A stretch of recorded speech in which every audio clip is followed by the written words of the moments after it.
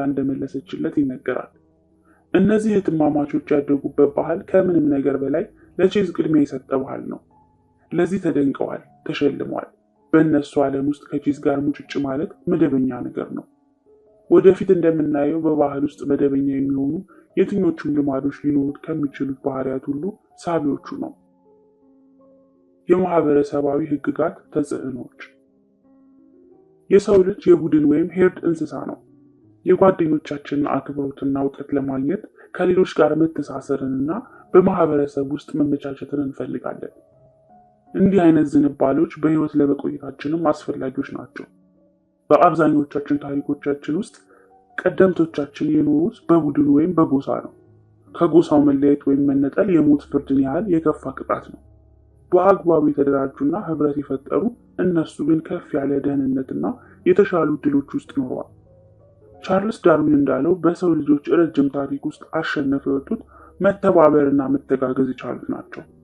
በዚህም የተነሳ አንደኛው ትልቅ የሰው ልጆች ፍላጎት የሆነው ህብረት ወይም ቡድን ውስጥ መታቀፍ ነው። ይህ የጥንት ተሞክሮ ደግሞ በአሁኑ ዘመን ባለን ሰዎች ዘመናዊ ባህሪያትም ላይ የራሱን ተጽዕኖ አሳድሯል። የቀደሙት ልማዶቻችን ከሌሎች የተቀበልናቸው እንጂ የመረጥናቸው ምርጫዎቻችን አይደሉም። የምንከተለው በቤተሰቦቻችን፣ በጓደኞቻችን፣ በቤተ እምነቶቻችን፣ በትምህርት ቤቶቻችን ወይም በማህበረሰቦቻችን የተጻፉልንን ስክሪፕቶች ነው። እነዚህ እያንዳንዳቸው በእኛ የሚጠበቁትን የየራሳቸውን ነገርና የሚጭኑብንን ህግጋት ይዘው ወደኛ ይመጣሉ። መቼና የት ላግባ፣ ምን ያህል ልጆች ይኑሩን፣ በዓላትን እንዴት ላክብር፣ የልጆችን ልደት በምን ያህል ወጪ ላክብር ወዘተ። በእነዚህ አካላት የሚወሰኑልን ነገሮች ናቸው። በብዙ መልኩ እነዚህ ማህበራዊ ኖርሞች የየዕለቱን ባህሪዎቻችንን የሚመሩ የማይታዩ ህጎች ናቸው። እነዚህ ህጎች ሁልጊዜም በአእምሮ ውስጥ አሉ። ብዙውን ጊዜ የባህልህን ውስጥ ልማዶች የምትከተለው ያለማሰብ፣ ያለመጠየቅና ያለማስታወስ ጭምር ነው። ፈረንሳዊ ፈላስፋ ሚኬል ሞንታይኒ እንዳለው በማህበረሰብ ውስጥ ባህሎችና ኖርሞች ሁልጊዜም እንዳሻቸው ይነዱናል። ብዙውን ጊዜ በቡድን ውስጥ ታቅፎ መሄድ እንደ ሸክም አይሆንብንም። ሁሉም ሰው መታቀፍን ይፈልጋል። ለቼዝ ጨዋታ ችሎታ በሚሸልም ማህበረሰብ ውስጥ ካደግ ቼዝ መጫወት በጣም ሳቢ ነገር ይሆንልሃል። ሁሉም ሰው ውድ ሱፎች በሚለብስበት መስሪያ ቤት ውስጥ ከሰራ አንተም እንደዚያ መሆኑ ያምራል። ሁሉም ጓደኞች አንድ የሚጠቀሟት አባባል ካለች እንዳወካት ያውቁልህ ዘንድ አንተን መጠቀም ትፈልጋለህ። በዚህ መንገድ በምንፈልገው ቡድን ውስጥ እንድንታቀፍ የሚረዳን የትኛውን ባህሪ ሳቢ ነው። በተለይ ደግሞ ከሶስት ቡድኖች ባህሪዎች እንወርሳለን። አንደኛ ከምንቀራረባቸው ሰዎች፣ ሁለተኛ ከብዙሃኑ፣ ሶስተኛ ከተጽዕኖ ፈጣሪ ሰዎች። እነዚህ ቡድኖች እያንዳንዳቸው ሁለተኛውን የባህሪ ለውጥ ህግ እንድንጠቀምበት በማድረግ ልማዶቻችንን የበለጠ ሳቢ ማድረግ እንድንችል ይረዱናል። አንደኛ ከምንቀራረባቸው ሰዎች ባህሪያትን መውረስ። መቀራረብ ወይም ፕሮክሲሚቲ ባህሪያችን ላይ ከፍተኛ ኃይል አለው። ይህ በምዕራፍ 6 ስር እንዳየነው ለአካላዊ አካባቢ የሚሰራውን ያህል ለማህበራዊ አካባቢም ይሰራል። በአካባቢያችን ካሉ ሰዎች ላይ ልማዶችን እንወስዳለን። ወላጆቻችን ሀሳብ የሚያቀርቡባቸውን መንገዶች እንወርሳለን። ጓደኞቻችን እርስ በርሳቸው የሚበሻሸቁባቸውን ስልቶች እንወስዳለን። የስራ ባልደረቦቻችን ውጤታማ የሚሆኑባቸውን መንገዶች እንኮርጃለን። ጓደኛ የሚያጨስ ከሆነ አንተ መሞከር ትፈልጋለህ። ባለቤት በር መቆለፉን 2 ጊዜ ማረጋገጥ ልማድ ካላት አንተም ይህንን ባህሪ ታዳብራለህ። እኔ በህይወቴ ውስጥ ያየሁት ደግሞ በዙሪያ ያሉ ሰዎች ልማዶችን ስወስድ ሳላውቅም ጭምር መሆኑ ነው። በክርክር ውስጥ ከገባው ሳላስበው የሚከራከረኝ ሰው አካላዊ አቋቋም አይነት ተላብሼ ራሴን አገኘዋለሁ። ኮሌጅ እያለሁ እንደ ክፍል ጓደኞቼ ነበር የማወራው። ወደ ሌላ ሀገር ስሄድም የሄድኩበትን አካባቢ አይነት አነጋገር ስጠቀም ራሴን አገኘዋለሁ። ለማቆምም ጥረት እያደረግኩ እንኳን አንድ ሰው የበለጠ እያቀረብነው በሄድን ቁጥር ከሱ የምንወስዳቸውን ባህሪያት እየበዙ ይሄዳሉ። ይህ ጠቅላላ መርህ ነው። በአንድ ትልቅ ጥናት 12000 የሚሆኑ ሰዎችን ለ32 ዓመታት ከተከታተሉ በኋላ ከደረሱባቸው መደምደሚያዎች መካከል አንድ ወፍራም ጓደኛ ያለው ሰው ወፍራም የመሆን ዕድሉ 57% ይጨምራል የሚል ነው። ይህ በሌላኛው መንገድም ይሰራል። በሌላ ጥናት እንደታየው በትዳር ውስጥ ካሉ ሰዎች መካከል አንደኛው ጥንድ ክብደት ከቀነሰ ሌላው አጋርም 1/3 በሚሆን ደረጃ እንደዚያው ይቀንሳል። ቤተሰቦቻችንና ጓደኞቻችን በየራሳቸው አቅጣጫ እንድንሄድ የሚያደርጉን የማይታዩ የአቻ ግፊቶች ይለቁብናል። በእርግጥ የአቻ ግፊት መጥፎ የሚሆነው በመጥፎ ሁኔታዎች ከተከበብን ነው። ጠፈርተኛው ማይክ ሚስሚኖ ከኤምአይቲ እንደተመረቀ አንድ አጭር የሮቦቲክስ ትምህርት ተምሮ ነበር። በዚያ ክፍል ውስጥ ከነበሩት 10 ተማሪዎች መካከል 4ቱ ጠፈርተኞች ሆኑ። ዓላማ ጠፈር ላይ መውጣት ከሆነ መቀላቀል ያለበት ጠቃሚ ባህል ወይም ያቺ ክፍል ናት። በተመሳሳይ ሁኔታ በሌላ ጥናት እንደተረጋገጠው የ12 ወይም የ13 ዓመት ጓደኛ የአእምሮ ፍጥነት ወይም አይኪው ከፍተኛ ከሆነ ያንተም የአእምሮ ፍጥነት በ15 ዓመት ገደማ ከፍተኛ ይሆናል። በሂደት በአቅራቢያችን ያሉ ሰዎች ብቃቶችና ተግባሮችን እንወስዳለን። የተሻለ ልማድ ለመገንባት ማድረግ ከሚገባ ውጤታማ ነገሮች መካከል አንዱ ማዳበር የፈለግከው ባህሪ መደበኛ ባህሪ የሆነበትን ባህል ፈልገህ መቀላቀል ነው። በሌላ ሰው ተደጋግሞ ሲደረጉ የምታያቸውን ነገሮች አዲስ ልማድህ ማድረግ ቀላል ነው። ጥሩ የሥራ ባህል ባላቸው ሰዎች ተከበህ የምትኖር ከሆነ አንተም ጥሩ ሰራተኛ መሆኑን ልማድ ማድረግ ቀላል ይሆንልሃል። በጃዝ አፍቃሪዎች ተከበህ የምትኖር ከሆነ ጃዝን በየቀኑ መጫወት ምክንያታዊ ባህሪ እንደሆነ ማሰብ ይቆጣጠራል። ትክክለኛው ነገር ምንድን ነው ለሚል ነገር የሚኖርህ ግምት ይሰራልሃል። ስለዚህ ራስን የምትፈልገው ልማድ ባላቸው ሰዎች ውስጥ ለማኖር ሞክር። አንተም አብረህ ታድጋለህ። ልምድህን የበለጠ ሳቢ ለማድረግ ደግሞ ይህንኑ ስልት አንድ እርምጃ ወደፊት ገፋ ማድረግ ትችላለህ። የሚከተሉትን 2 ነገሮች የሚያሟላ ባህልን ተቀላቀል። አንደኛ፣ የፈለግከውን ባህሪ መደበኛ ወይም ኖርማል ባህሪ የሆነበትን። ሁለተኛ፣ ከአንተ ጋር የጋራ ነገር ያላቸው ሰዎች የተሰባሰቡበትን በጎሳ ወይም ትሪብ ውስጥ የመታቀፍን ያህል ተነሳሽነትን የሚያሳድግ ነገር የለም። መታቀፍ የግል ጥያቄን የጋራ ያደርጋል። በፊት ብቻህን ነበርክ። ማንነትህም አንባቢ፣ ሙዚቀኛ ወይም አትሌት ነው። እናም ማንነትህን ነጠላ ነው። አንድን ባንድ ወይም ክለብ ስትቀላቀል ግን ማንነትህ በዙሪያ ካሉ ሰዎች ጋር የተያያዘ ይሆናል። ስለሆነም ማድረግና መለወጥ ከዚህ በኋላ ያንተ ፍላጎት ብቻ አይደለም። አንባቢዎች ነን፣ ዘፋኞች ነን፣ ሙዚቀኞች ነን። በዚህ መንገድ የምትይዘው የጋራ ማንነት የግል ማንነትህን ማጉላት ይጀምራል። ልማድን ጠብቆ ለማቆየት የሚጠቅመው ለዚህ ነው። አዳዲስ ማንነቶችን የሚሰጥህና ዘላቂነት ያላቸው ባህሪያት እንዲኖሩ የሚያደርጉ ጓደኞችህና ማህበረሰቦች ናቸው። ሁለተኛ፣ የብዙሃኑን ባህሪ መውረስ። የስነ ልቦና ባለሙያው ሰለሞን አስች አንድ ምርምር አድርጎ ነበር። ምርምሩ ሲጀምር ጥናቱ የሚካሄድባቸው ሰዎች ከማያውቋቸው ሰዎች ጋር ወደ አንድ ክፍል ውስጥ እንዲገቡ ይደረጋሉ። እነዚህኞቹ ሰዎች ጥናቱ የሚካሄድባቸው ሰዎች ሳያውቁት ተመራማሪዎች አስቀድሞ የተጻፈ መልስ እንዲሰጡ ነግሮ ያደራጃቸው ሰዎች ናቸው። የቡድኑ አባላት ወደ ክፍሉ እንደገቡ አንድ መስመር ያለው አንድ ካርድ እንዲያዩ ይደረግና ከዚያ ቀጥሎ ደግሞ 3 መስመሮች ያሉት ሁለተኛ ካርድ እንዲያዩ ይደረጋሉ። ጥያቄው ከሁለተኛው ካርድ ላይ ከተሰመሩት 3 መስመሮች መካከል በመጀመሪያው ካርድ ላይ ካለው መስመር ጋር እኩል ርዝመት ያለውን መስመር መለየት ነው። እናም ጥያቄው በጣም ቀላል ነው። ይጠየቃሉ። የሁለቱ ካርዶች ምስል የሚከተለውን ይመስላል። ሰለሞን አስች የማህበራዊ መመሳሰልን ለማጥናት የተጠቀመባቸው 2 ካርዶች ምስል ነው። የመጀመሪያው ካርድ ላይ በግራ በኩል ያለው መስመር ሁለተኛው ካርድ ላይ ካሉት መስመሮች ከሐመር ውሃ ጋር እንደሚመሳሰል ግልጽ ነው።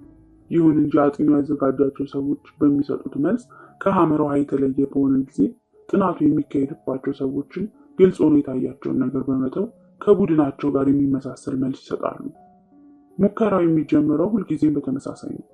በመጀመሪያ በተናጠል ከእያንዳንዳቸው ተሳታፊዎች ጋር ቀላል ሙከራ ይደረጋል። በዚህ ጊዜ ሁሉም ሰው ትክክለኛ መልስ ይሰጣል። ከጥቂት ዙሮች በኋላ ግን ተሳታፊዎች የሚገቡት በአጥኚው የተሳሳተ መልስ እንዲሰጡ ከተነገራቸው ሰዎች ጋር በቡድን ይሆናል። እነዚህ ሰዎች መልሱ ሀ ነው ሊሉ ይችላሉ። ግልጹን የሚታየው ትክክለኛው መልስ ሐመር ውሃ ቢሆንም በዚህ ጊዜ ይህንን ሴራ የሚያውቁት የምርምሩ ተሳታፊዎች በግራ መጋባት ውስጥ ይወድቃሉ። አይናቸውን አጉረጠርጣሉ። ስሜታዊ ሆኖ በራሳቸው ላይ ይስቃሉ። ከዚያም ሌሎችን መልስ ሰጪዎች ሁኔታ 2-3 ጊዜ ያያሉ። ሁሉም ሰዎች የተሳሳተውን መልስ እየሰጡ ሲወጡ ያያሉ። በዚህ ጊዜ ተሳታፊዎች ግራ መጋባታቸው ከፍ ይልና የራሳቸውን መልስ ትክክለኛነት ይጠራጠራሉ። ከዚያም በልባቸው እውነት እንደሆነ ያወቁትን ትተው ሌሎች ሰዎች የሰጡትን መልስ ሰጥተው ይወጣሉ። አስች ይህንን ሙከራ በተለያዩ መንገዶች እየደጋገመ ሰርቷል። በዚህ ሂደት ያገኘው ነገር ቢኖር የተሳታፊዎች ቁጥር እየጨመረ በሄደ ቁጥር የመልሶች የመመሳሰል ነገሩን በዚያው ልክ ከፍ እያለ እንደሚሄድ ነው። ከተሳታፊው ጋር ወደ መልስ መስጫ ክፍሉ የገባው አንድ ሰው ብቻ ከሆነ በተሳታፊው ላይ ምንም ተጽዕኖ አይፈጥርም። ከተሳታፊው ጋር የገቡት ሰዎች 2 ሲሆኑ ደግሞ ተጽዕኖአቸው መጠነኛ ይሆናል። ቁጥራቸው 3፣ 4፣ 6፣ 8 እየሆነ ሲሄድ ተሳታፊዎቹ መልሳቸውን ወደ መቀየር ይወስዳቸዋል። በሙከራው ማብቂያ ላይ እንደታየው 75% የሚሆኑት የጥናት ተሳታፊዎች አብረዋቸው የገቡ ሰዎች የሰጧቸውን መልሶች ሰጥተዋል። መልሱ ፍጹም የተሳሳተ መልስ መሆኑ በግልጽ የሚታይ ቢሆንም ምን ማድረግ እንዳለብን እርግጠኛ ባልሆንበት ሁኔታ ውስጥ ስንሆን ባህሪያችንን ቡድን እንዲመራው እንፈልጋለን። አካባቢያችንን ያለማቋረጥ እያጠናን ሌሎች ምን እያደረጉ ነው የሚለውን ማየት እንፈልጋለን። የተሻለ ነገር ለማድረግ ይረዳን ዘንድ ሌሎች የወሰኑትን ውሳኔ የቻልነውን ሁሉ አገላብጠንና አንብበን ለማየት እንፈልጋለን። ብዙውን ጊዜ ይህ አዋጭ ስልት ነው። ለዚህ ብዙ ቁጥራዊ ማስረጃዎች አሉ።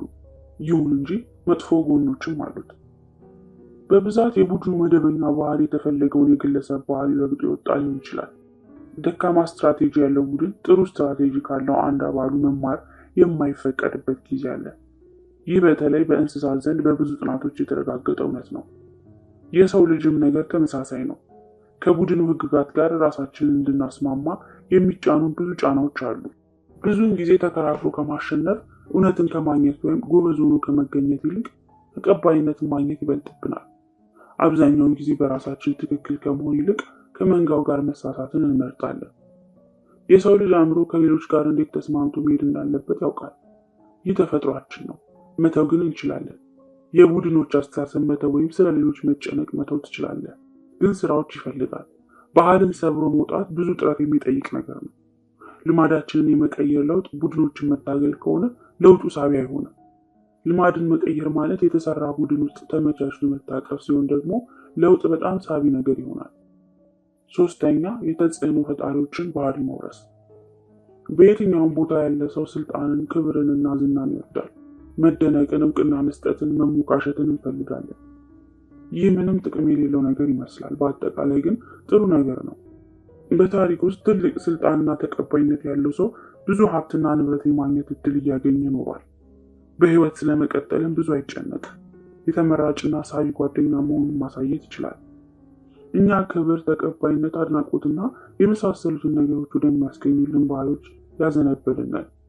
ከሁሉም የተሻለ ሙዚቀኛ፣ ከሁሉም የሚመረጥ ስፖርተኛ ወይም ከሁሉም ሰው የበለጠ ተመራጭ ተዋናይ መሆን እንፈልጋለን።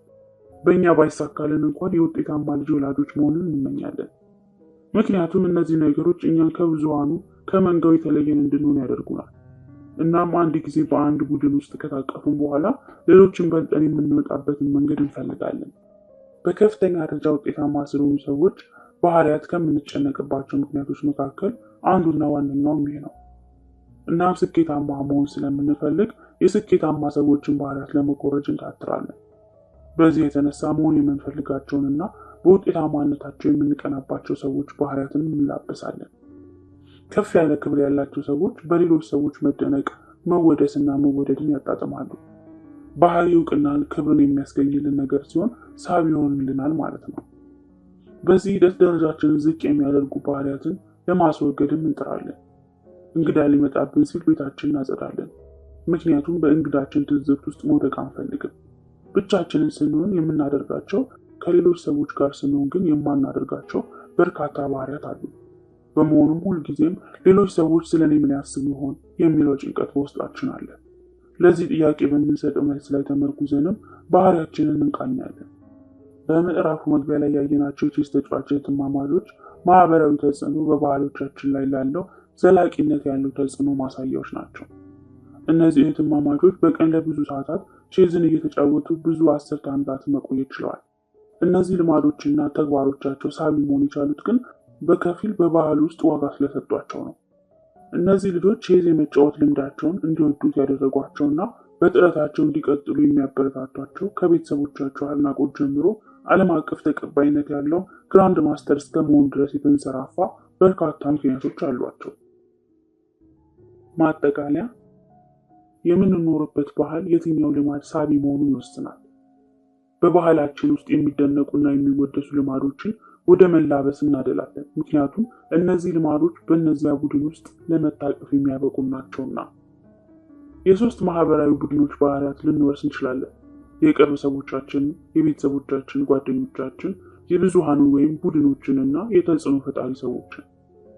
አዲስ ባህልን በተገቢ ሁኔታ ለመገንባት ከሚጠቅሙ ስልቶች መካከል አንዱ የምትፈልገው ልማድ መደበኛ ልማድ የሆነበትንና 2 ከአንተ ጋራ የጋራ ነገር ያላቸው አባላት ያሉበትን ቡድን መቀላቀል ነው። ብዙውን ጊዜ የቡድኑ መደበኛ ልማድ የግለሰቦችን ተፈላጊ ልማድ ደምስሶ የመውጣት ባህሪ ያለው። እናም ብቻችንን ትክክል ከምንሆን ይልቅ ከመንጋው ጋር የምንሳሳትባቸው ቀኖች ይበዛሉ። አንድ ባህሪ ክብርን፣ ተቀባይነትና ውዳሴን የሚያስገኝልን ከሆነ የበለጠ ሳቢ ባህሪ ይሆንልናል። 10 የመጥፎ ልማዶችን መንስኤዎች ማግኘትና ማስወገድ። በ2012 መጨረሻ አካባቢ እስቲክላል ካዴሲ ከሚባለው ታዋቂ መንገድ ጥቂት ብሎኮች ላይ በሚገኝ አንድ አሮጌ አፓርትመንት ውስጥ ተቀምጬ ነበር። ቱርክን ለመጎብኘት አቅጄ ከመጣሁበት የ4 ቀን ጉብኝት አጋማሽ ላይ ነበርኩ። አስጎብኚ ማይክ ደግሞ ከኔ ጥቂት ራቅ ብሎ ራሱን እያፍታታ ነበር። ማይክ እውነተኛ አስጎብኚ መባል የሚችል ሰው አይደለም። ከሚያሚ መጥቶ 5 ዓመታትን በቱርክ ውስጥ ከመኖር የዘለለ የጠለቀ ነገር የለውም። ቱርክን ስጎበኝ ያገኘኝና ላሳየ ሲለኝ እሺ ብዬ አብሮኝ እንዲሄድ አደረግኩ። በዚያች ምሽት ደግሞ ከሱና ከሞገደኞቹ ቱርካውያን ጓደኞቹ ጋር የራት ግብዣ ነበረኝ። ጓደኞቹ 7 ናቸው። በምንም አጋጣሚ በቀን ቢያንስ 1 ፓኬጅ ሲጋራ ያላጨስኩት እኔ ብቻ ነኝ። ከነሱ መካከል አንደኛውን እንዴት ማጨስ እንደጀመረ ጠየቅኩት። ጓደኞቼ ያለኝ ሁልጊዜም እንዲህ አይነት ነገሮች የሚጀምሩት ከጓደኞቼ ነው። አንደኛው ጓደኛ ያጨሳል፣ ከዚያ አንተም ትሞክራለህ። በጣም አስገራሚና አስደናቂ የነበረው ነገር በዚያ ክፍል ውስጥ ከነበሩ ሰዎች ግማሽ ያህል የሚሆኑት ማጨስ ማቆማቸው ነው። ማይክ ከዚያ በፊት ጀምሮ ለጥቂት ዓመታት ማጨስ ትቶ ነበር። ደጋግሞ እየማለ የነገረን ነገር ደግሞ ለዚህ ድል ያበቃው ኢዚ ዌይ ቱ ስፖርት ስሞኪንግ የተሰኘው የአለን ካሪ መጽሐፍ እንደሆነ ነው። ስለ መጽሐፉ ያለኝን ጥቂት ነገሮችን እነሆ። ከማጨስ አእምሯዊ ጫና ነፃ ያወጣሃል አለ። ራስን መዋሸት እንድታቆም ይነግርሃል። ታውቃለህ፣ ማጨስ አትፈልግም፣ በማጨስ ደስተኛ እንደማትሆን ይገባሃል ብሎ ይመክርሃል። ሰለባ ከመሆን ስሜት እንድትገላገል ያደርጋል። መጽሐፉን ስታነብ ማጨስ እንደሌለብህ ማወቅ ትጀምራለህ። ሲጋራ ሞክሬ አላውቅም። ይህንን ታሪክ ከሰማሁ በኋላ ግን መጽሐፉን በተመስጦ አነበብኩት። ጸሐፊው አጫሾች የማጨስ ጉጉታቸውን ለማጥፋት እንዲችሉ የሚያደርጉ ጥሩ ስልቶችን ተጠቅሟል። ከማጨስ ጋር የተያያዙ እያንዳንዳቸውን ፍንጮች እንደገና በመቅረጽ አዳዲስ ትርጉም ይሰጣቸዋል። ስታጨስ የሆነ ነገር እያስወገድክ እንደሆነ ታስባለህ። ነገር ግን ምንም ነገር እያስወገድክ አይደለም፣ ምክንያቱም ሲጋራ ምንም ነገር አያስወግድልህም። ማጨስ ማህበራዊ ለመሆን ማድረግ ያለብን ነገር እንደሆነ ታስባለህ፣ ግን አይደለም። አንድም ሲጋራ ሳታጨስ ማህበራዊ መሆን ትችላለህ። ማጨስ ከጭንቀት የሚገላግል ይመስላል፣ ግን አይደለም። ማጨስ ህዋሶችን ያጠፋቸዋል እንጂ ነፃ አያወጣቸውም። ጸሐፊው እነዚህንና እንደዚህ ያሉ ሀረጋትን እየደጋገመ ያስቀምጣቸዋል። እንደዚህ ይላቸዋል። በፍጹም ግልጽነት አእምሮህን አስረዳው። ማጨስ በማቆም ምንም የምታጣው ነገር የለም። እንዲያውም ብዙ ነገሮችን ታተርፋለህ። በገንዘብ፣ በጤናና በጉልበት ብቻ አይደለም። በራስ መተማመንህን፣ ለራስ የሚኖርህን ክብር፣ በነፃነትና ከምንም ነገር በላይ ደግሞ ወደፊት የምትኖረውን ህይወት ረጅምና ጥሩ በማድረግም ጭምር እንጂ። መጽሐፉን ስታገባድድ ማጨስ ምን ያህል የሞኝ ስራ እንደሆነ ይሰማሃል። ማጨስ ምንም ጥቅም እንደማያስገኝልህ ካወቅ ደግሞ የምታጨስበት ምክንያት አይኖርህም። ይህም የሁለተኛው የባህሪ ለውጥ ህግ ተገላቢጦች ነው፣ የማይስም ማድረግ። ይህ ሀሳብ ነገሮችን ከሚገባው በላይ ቀላል አድርጎ የሚያይ እንደሚመስል አውቃለሁ። አስተሳሰብህን ቀይርና ማጨስ አቁም። ከኔ ጋር ግን ትንሽ ቀጥል። መቋመጥ ወይም ካርቪንግ የሚመጣው ከየት ነው? እያንዳንዱ ባህሪ ከላይ በሚታይ ደረጃ ያለ መቋመጥ ወይም ፍላጎት፣ ካርቪንግ እና ውስጣዊ የሆነ ጥልቅ አነሳሽ ምክንያት ወይም አንደርላይንግ ሞቲቭ አለው። እኔ ለምሳሌ አሳ መብላት እፈልጋለሁ አይነት መቋመጥ አለኝ። አሳ መብላት ለምን እንደምፈልግ ብትጠይቀኝ ለመኖር መብላት ስላለብኝ አይደለም። እውነታው ግን ለመኖር መብላት እንዳለብኝ የሆነ ቦታ በጥልቀት የተቀመጠ ገፊ ስሜት ነው። ለመፈለግ ወይም ለመቋመጥ ከሚዳርጉን መሰረታዊ አነሳሾች መካከል የተወሰኑት የሚከተሉት ናቸው። ኃይል ወይም ጉልበት ለመቆጠብ፣ ምግብና ውሃ ለማግኘት፣ ፍቅር ለማግኘትና ለመውሰድ፣ ከሌሎች ጋር ለመገናኘትና ለመተሳሰር፣ ማህበራዊ ተቀባይነትና እውቅናን ለማግኘት፣ እርግጠኛ አለመሆንን ለመቀነስ፣ ክብርንና ደረጃን ለማግኘት። መቋመጥ የገፊ ስሜታችን አንዱ ልዩ መገለጫ ነው። አእምሮ ዝም ብሎ ሲጋራ ወደ ማጨስ፣ ኢንስታግራም ወደ መግባት ወይም ቪዲዮ ጌም ወደ መጫወት አያይም። ወደዚህ ነገሮች እንዲያ ያደረግነው ነገር ሲታይ እርግጠኛ አለመሆንን መቀነስ፣ ስጋትን ማስወገድ፣ ማህበራዊ ቅቡልነትን ማግኘት፣ ክብርንና ዝናን መጎናጸፍና የመሳሰሉት አነሳሽ ስሜቶችን በጥልቀት ተሰድረው ይገኛሉ። ልማድ የመፍጠር ባህሪ ያለው የትኛውንም ምርት ተመልከት። የትኛውም ልማድ ፈጣሪ ምርት አስቀድሞ በሰው ልጆች ውስጥ የነበሩ ጥልቅ አነሳሾችን ያፈጥናል እንጂ አዲስ ተነሳሽነትን እንደማይፈጥር ታያለህ። ፍቅረኛ አግኝተህ ውለድ ኢኳል ቲንደርን ተጠቀም። ከሌሎች ሰዎች ጋር ተወዳጅ ኢኳል ፌስቡክን ተጠቀም። ማህበራዊ ተቀባይነትና ተወዳጅነትን አግኝ ኢኳል ኢንስታግራም ተጠቀም። እርግጠኛ አለመሆንን ቀነስ ኢኳል ጉግልን ተጠቀም። ልማዶች ለጥንት ዘመን ፍላጎቶች የቀረቡ የዘመኑ መፍትሄዎች ናቸው። የድሮ ልማዶች ዘመናዊ ቅጂዎች። በዚህ ሁሉ ውስጥ ግን የሰው ልጆች መሰረታዊ ፍላጎቶች ወይም ሞቲቭስ አልተቀየሩም። እነዚህን ፍላጎቶች ለማሳካት የምታደርጋቸው ልማዶች የሚለያዩት እንደየኖሩባቸው ዘመናት ነው። ኃይለኛው ነገር ደግሞ ይሄ ነው። አንድን ዋና ፍላጎት ለማሳካት የሚሆኑ የተለያዩ መንገዶች አሉ። አንድ ሰው ጭንቀትን ሲጋራ በማጨስ ሊቀንስ ይችላል። ሌላ ሰው ደግሞ ጭንቀት ሲሰማው መፍትሄ አድርጎ የሚወስደውና ጭንቀቱን የሚያቀልለት መሮጥ ሊሆን ይችላል። አሁን አንተ ያሉ ባህሪያት አንተ የተማርካቸው ባህሪያት እንጂ ያሉብህን ችግሮች ለመፍታት ካሉት አማራጮች ሁሉ የተሻሉት መሳሪያዎች አይደሉም። አንድ ጊዜ አንድን መፍትሄ መፍታት ከምትፈልገው ችግር ጋር ካያያዝከው እየተመላለስክ የመጠቀም እድልህ ከፍተኛ ነው። ልማዶች ሙሉ በሙሉ የማገናኘት ነገሮች ናቸው። አንድ ልማድ የበለጠ እየተደጋገመ ይሄዳል ወይስ አይሄድም የሚለውን የሚወስኑት እነዚህ ድግግሞሾች ናቸው። የመጀመሪያውን የባህሪ ለውጥ ህግ ስናይ እንዳነሳ ነው አእምሯችን አካባቢያችንን ያለማለስለስ በመቃኘት ምልክቶችን እየፈለገ ነው የሚኖረው። ምልክት ባየህና በተሰማ ቁጥር ሁሉ አእምሮ የማስመሰል ስራ እየሰራ ቀጥሎ ምን ላድርግ የሚለውን ይወስናል። ፍንጭ ስቶቭ ግሎ አየኸው። ግምት ከነካሁት ያቃጥለኛል፣ ስለዚህ መንካት የለብኝም። ምልክት የትራፊክ መብራት አረንጓዴ ሲበራ አየኸው። ግምት ነዳጅ መስጫውን ብቻ ማሳለጫውን በሰላም አልፌ ወደ መድረሻ ይቃረባለሁ፣ ስለዚህ ነዳጅ ልስጥ። ምልክት ታያለህ። ያለፉ ልምዶችን ተጠቅመ የምልክቱን ተከታይ ነገሮች ትገምታለህ። ከዚያም ተገቢውን እርምጃ ትወስዳለህ። ይህ ሁሉ የሚሆነው በቅጽበት ውስጥ ነው። ነገር ግን በልማዶች ውስጥ ጥልቅ ሚናን ይጫወታል። ምክንያቱም ከሁሉም ልማዶች በፊት ቀድሞ ግምት ወይም ፕሪዲክሽን ይመጣል። ህይወት ግብረ መልሳዊ ወይም ሪአክቲቭ ትመስላለች። በእውነታው ግን ህይወት በመገመት የምትመራ ወይም ፕሪዲክቲቭ ነች። ሁልጊዜ በየቀኑ ያየኸውንና ከአሁን በፊት የሞከርከውን ነገር ተጠቅመህ ምን ብታደርግ የተሻለ እንደሚሆን ስትገምት ነው የምትውለው።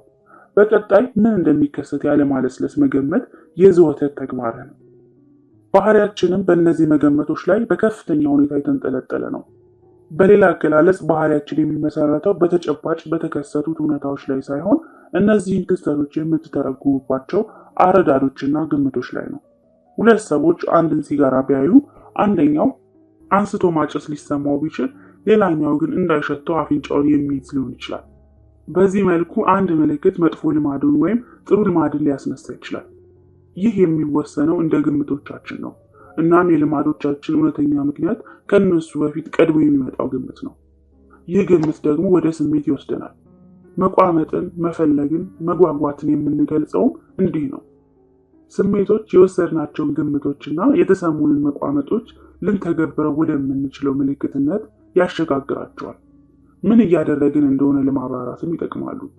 ለምሳሌ አሁን በዚህ ሰዓት ምን ያህል እንደሞቀ ወይም እየበረደ እንደሆነ ስሜቱ ይሰማሃል። ሙቀቱ በ1 ዲግሪ ቢያንስ ምናልባት ምንም አታደርግም ይሆናል። ሙቀቱ በ10 ዲግሪ ቢያንስ ግን ይበርድህና ትደርባለህ። እንድትደርብ ያደረገህ ምልክት ሲግናል ነው። ፍንጩን በፊትም እያየኸው ቆይተሃል። ወደ መደረብ የገባው ግን ብትደርብ የተሻለ እንደሚሆን በመገመት ቅጽበት ነው። መፈለግ ወይም መቋመጥ የሆነ ነገር የመጉደሉ ስሜት ወይም ሴንስ ነው። ጉጉት የውስጥ ሁኔታን የመቀየር ፍላጎት ነው። ቅዝቃዜ ሲመጣ ሰውነትህ መሆን በሚፈልገውና አሁን እየተሰማ ባለው ሁኔታ መካከል ልዩነት ይፈጥራል። ይህ መሆን በምትፈልገውና እየሆነልህ ባለው ነገር መካከል ያለው ልዩነት የሆነ ነገር እንድታደርግ ምክንያት ይሆናል። ፍላጎት አሁን ባለህበትና ወደፊት መሆን በምትፈልግበት ሁኔታ መካከል ያለ ልዩነትም ነው። በዚህ ስሜት የምታደርጋት ትንሽ ነገር ራሱ ያላት ትርጉም ከተግባሩ በላይ ነው።